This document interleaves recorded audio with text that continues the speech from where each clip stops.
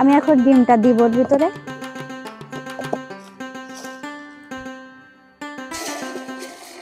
দেখুন মানে ডিমটার অবস্থাটা দেখুন, রোদের তাপটা দেখুন। এই পাশ থেকে কিন্তু অলরেডি ডিমটা ভাজা হয়ে গেছে। বর্তমানে ফেসবুকে শুধু ডিম ভাজার ভিডিও আর ডিম ভাজার ভিডিও, তাই আমি ভাবতেছি আমি কেন বাদ যাবো, আমিও একটু ট্রাই করে দেখি। আর এই 42 ডিগ্রি তাপমাত্রায় আসলেও কি ডিম ভাজা যায়, সেটা পসিবল কিনা আমি একটু দেখবো। আপনারাও আমার মতো ট্রাই করতে পারেন। আর বর্তমানে এই ভিডিওটা খুবই ভাইরাল, তো চলুন আমি একটু ট্রাই করবো এখন রোদ দিয়ে যে আসলে ডিম ভাজতে পারি কিনা। এখন আমি ডিম ভাজার উপকরণগুলো নিয়ে আমার পুকুর পাড়ে চলে আসছি। আর হচ্ছে এই যে গামলাটা, এটা 3 ঘন্টা যাবত আমি রেখে গেছি। আর এই যে এখানে এতটাই রোদ যে আমি মাথার উপর ছাতা দিয়ে নিছি, নাহলে এখানে বসা কখনোই পসিবল না। তো আমি এখন আস্তে আস্তে ডিম ভাজার উপকরণগুলো কেটে নিব, ডিম গুলিয়ে ওর ভিতর ছেড়ে দিব। তো প্রথমে আমি পেঁয়াজ কেটে নিচ্ছি, তারপরে মরিচ কাটবো,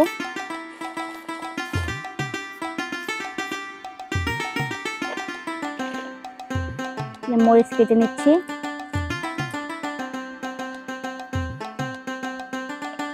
এখন আমি ডিম ভেঙে নিব, ভেঙে ওর ভিতর দিব।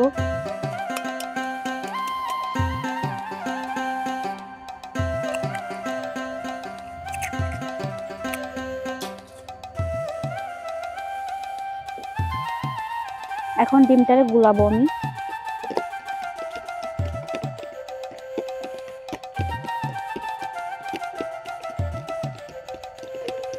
আমার ডিমটা গুলানো হয়ে গেছে অলরেডি।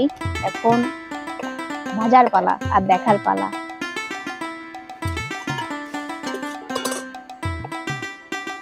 এই যে আমার তেল, আমি এখন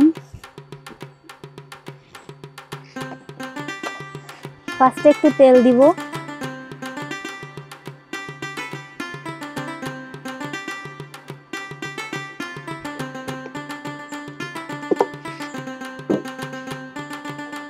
এখন আমি এর ভিতরে আমার গুলিয়ে রাখা ডিমটা দিব।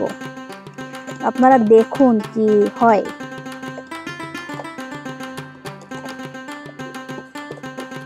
আমি এখন ডিমটা দিব ওর ভিতরে।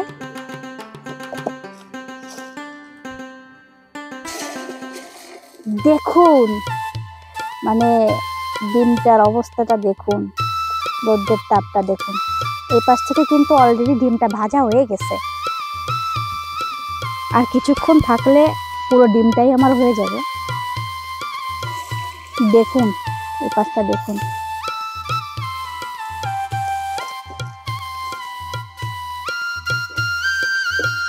আমার ডিমটা তো পুরোই দেখতেছি ভাজা হয়ে গেছে রোদের তাপে।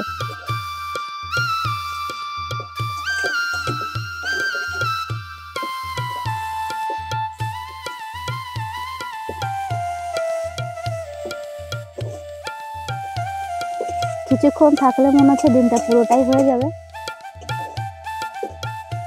এই যে তাপ, 42 ডিগ্রি তাপ, এতে তো আসলে ডিম ভাজা পসিবল দেখতেছি। দেখেন আমার ডিমটার অবস্থা, পুরাই ভাজা ভাজা হয়ে গেছে।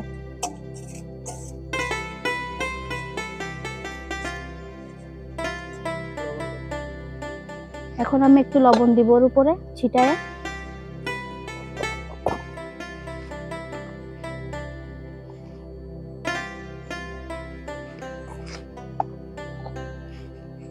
দেখুন আমার ডিমটা পুরোই ভাজা ভাজা হয়ে গেছে। কি একটা অবস্থা না, পুরো তাপমাত্রায় ডিম ভাজা কমপ্লিট আমার।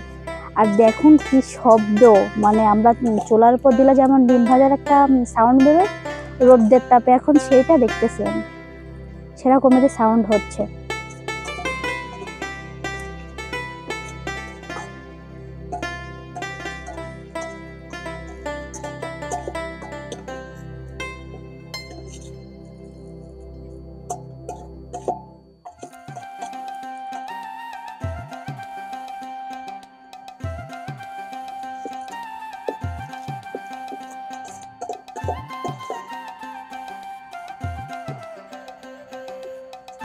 দেখুন আমার ডিম ভাজা প্রায় কমপ্লিট হয়ে গেছে।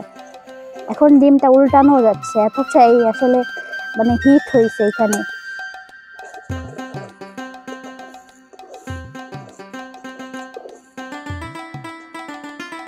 একটা রোদের তাপে এভাবে যে পসিবল তা আসলে ভাবা ছিল না।